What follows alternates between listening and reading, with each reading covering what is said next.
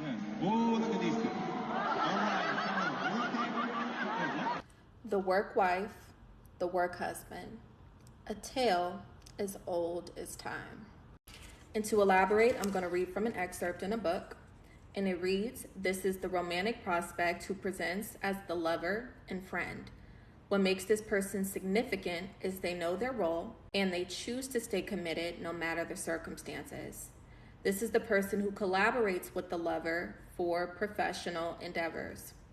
This partnership requires that this archetype be on the front line, and they typically do not have a problem with getting their hands dirty.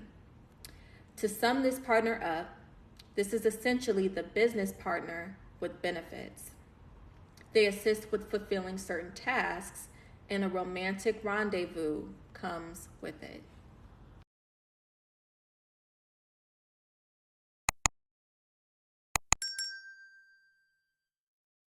Do you all remember that analysis I did a couple months ago talking about can business and pleasure mix?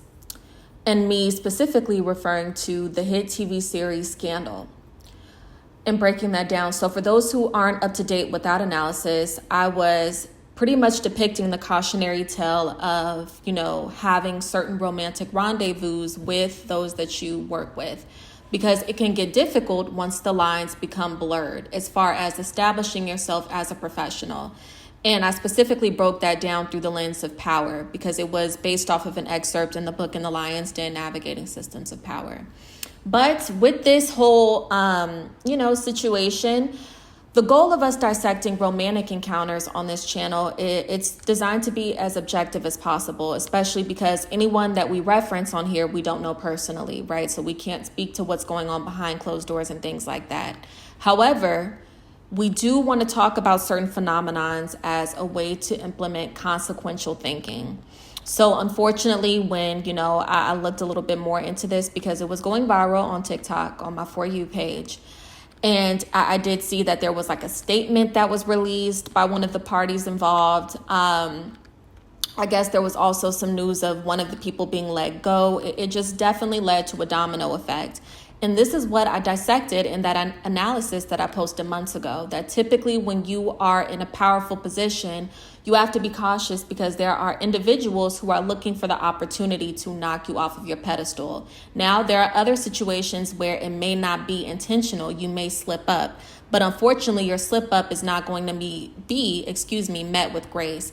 It's typically going to be met with very intense consequences. To elaborate, I will be reading from the Love versus Power excerpt in the book In the Lion's Den, Navigating Systems of Power. And the excerpt reads, "Navigating systems of power rarely offers the opportunity for true love. Love and power often do not mix within such environments. Love makes an individual vulnerable, a liability in spaces where power reigns.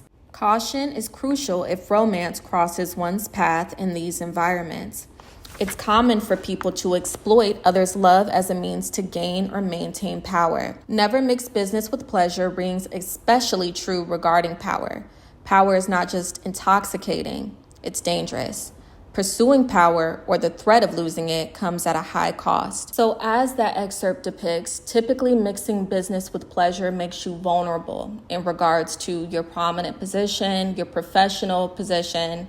But another thing that I want to shed light on is what happens when you find out on, the news or on social media that your partner has been entertaining someone at the workplace. Listen, the work wife, the work husband, a tale as old as time. Well, first and foremost, becoming familiar with the fact that, in order to understand these types of situations, it requires objectivity and emotional regulation. So I also want to be sensitive to the fact that there are some individuals who can relate to the partner or partners who found out about the situation on the news. And I want to go ahead and highlight how this happens and why this connection typically establishes itself. And most importantly, how it can get to the point to where there are public displays of affection. They're out on business trips, having vacations, going to certain events hand in hand, cuddled up. I will depict that by reading from an excerpt in the book, All Strings Attached, the Queen's Quarrel. And the excerpt reads, this is the romantic prospect who presents as the lover and friend. What makes this person significant is they know their role and they know they are not the star player, but they choose to stay committed no matter the circumstances. This is the person who collaborates with the lover for professional endeavors. This partnership requires that this archetype be on the front line, and they typically have to get their hands dirty. They may face legal charges or putting themselves in harm's way to fulfill specific obligations. To sum this partner up, this is essentially the business partner with benefits. They assist with fulfilling certain tasks, and a romantic rendezvous comes with it. These two typically have a unique dynamic. The person who is using this person capitalizes on their unwavering loyalty. They perceive this person goes above and beyond to gain their love, and they take matters further by attempting to use these emotions to their benefit.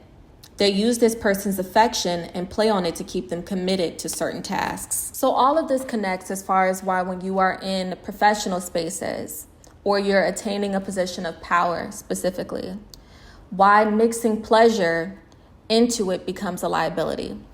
And it can make you vulnerable. And as depicted in the latter half of that excerpt I just read from, in All Strings Attached, it also shows instances where, and this may also apply to some of you all. I know in that business and pleasure analysis, there were a couple of people in the comments talking about their experience with a similar situation. Some of you all stated that there was just a little bit of flirtation, but it didn't get further. But I also want to caution you, when you face instances such as this, be able to discern when someone is attempting to use romance as a weapon against you, to get you to complete certain tasks, to pull on your heartstrings, to make you go above and beyond, but it's to their own benefit.